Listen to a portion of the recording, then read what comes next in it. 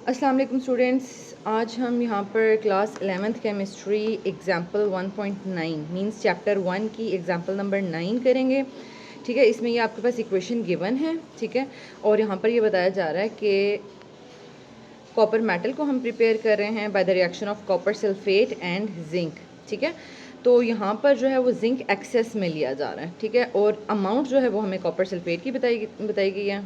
अब जब आप इस तरह इक्वेशन लिख लेते हैं तो आप सबसे पहले जो भी डाटा होगा ना उसको इन्हीं इक्वेशंस के नीचे लिखेंगे। जैसे कि ये हमारे पास एक्सेस में है।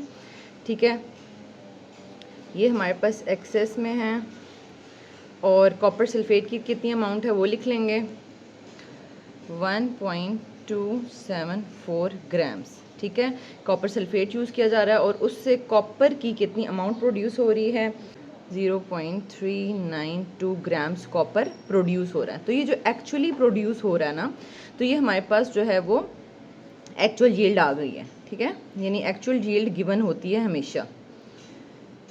तो एक्चुअल यील्ड इन्होंने हमें दे दी है। अब हमें बेसिकली इस डाटा से थ्योरेटिकल यील्ड कैलकुलेट करनी है, जिसको हम जो है वो परसेंटेज यील्ड के फॉर्मूले में पुट कर देंगे। तो यहाँ पर आपको डिटेल से कंपैरिजन मेथड करवाया गया है। ठीक है, जिन स्टूडेंट्स ने कंपैरिजन मेथड नहीं किया हुआ वो उसकी वीडियोस देख सकते हैं।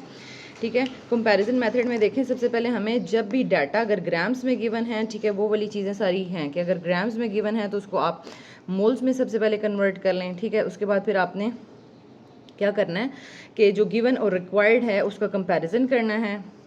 ठीक है, कंपैरिजन करना है और उससे आपके पास जो भी रिक्वायर्ड प्रोडक्ट है उसके मोल्स आ जाएंगे। ठीक है, मोल्स आ जाएंगे और उसको आप दोबारा से ग्राम्स में कन्वर्ट कर सकते हो। ठीक है, इस तरीके से आपने इस सीरीज़ को फॉलो करना होता है और इसको हम यहाँ पर इसको फॉलो करेंगे। तो हम सबसे पहले कॉपर सल्फेट के मोल्स फाइंड आउट कर लेते हैं।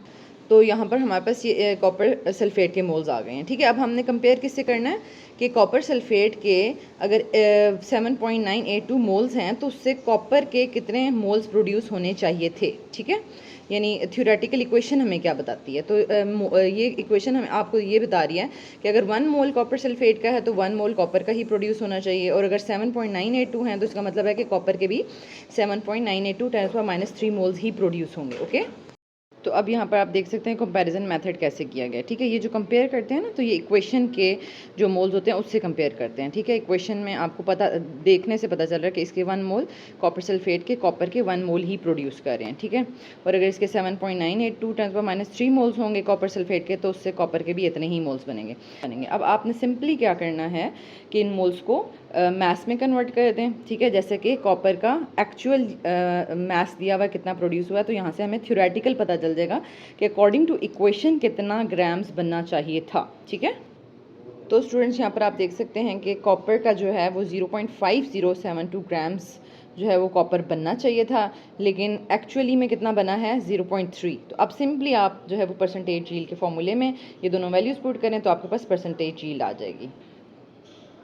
तो स्टूडेंट्स यहाँ पर आप देख सकते हैं, यहाँ पर हमारे पास ये परसेंटेज यील्ड का हमने फॉर्मूला लगाया है और हमारे पास आंसर आ गया 77.3% हमारा जो है वो यील्ड बनेगी। मींस कि ये 100% जो रिएक्टेंट्स हैं वो प्रोडक्ट्स में कन्वर्ट नहीं हुए, बल्कि हमारी जो परसेंटेज यील्ड है वो 77% रही है। ठीक है।